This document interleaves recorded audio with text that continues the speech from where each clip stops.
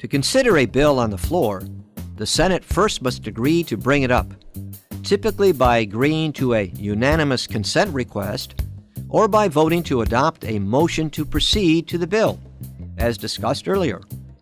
Only once the Senate has agreed to consider a bill may senators propose amendments to it.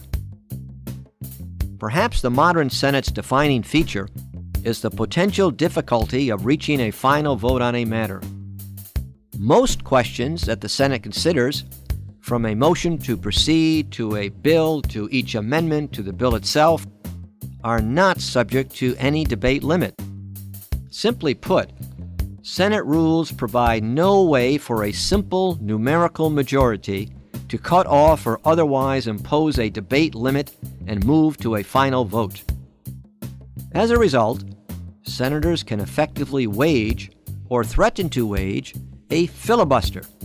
In effect, insist on extended debate in order to delay or prevent a final vote on most amendments, bills, or other motions. In addition, Senate rules provide few options to comprehensively limit the amendments proposed to a bill.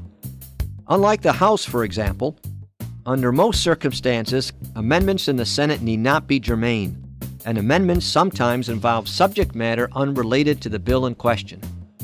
This can lead to a much more wide-ranging and less predictable floor debate than typically occurs in the House.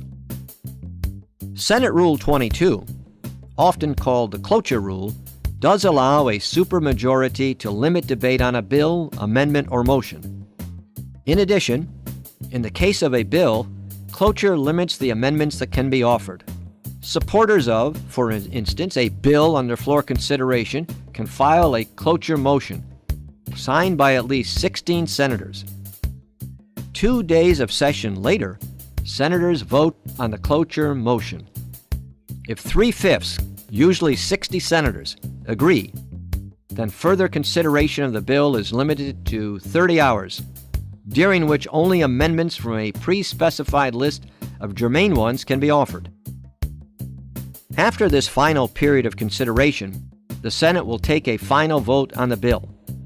This final vote requires only a simple majority for approval. But because a cloture process is often required to end debate on a bill, then the bill first must garner the support of a 3/5 supermajority. All told, this process of reaching a final vote on a bill can require about a week of Senate floor time to complete. Overall, these rules and practices governing floor debate and amending in the Senate provide significant leverage to each individual senator. But rather than relying on the formal rules like cloture, frequently the Senate can more effectively act using unanimous consent agreements. Such an agreement is a structured plan for limiting debate and amending, a plan that can be tailored to each bill that comes to the floor, and is somewhat akin to a special rule in the House. Through the use of these unanimous consent agreements, the details of which all senators have agreed upon, the Senate can more effectively process its business while protecting the procedural rights of each of its members. While many votes are conducted by voice, a recorded vote is required in some cases and is often requested by senators in others. Unlike the House, the Senate does not have an electronic voting system. Recorded votes are conducted through a call of the roll of the senators.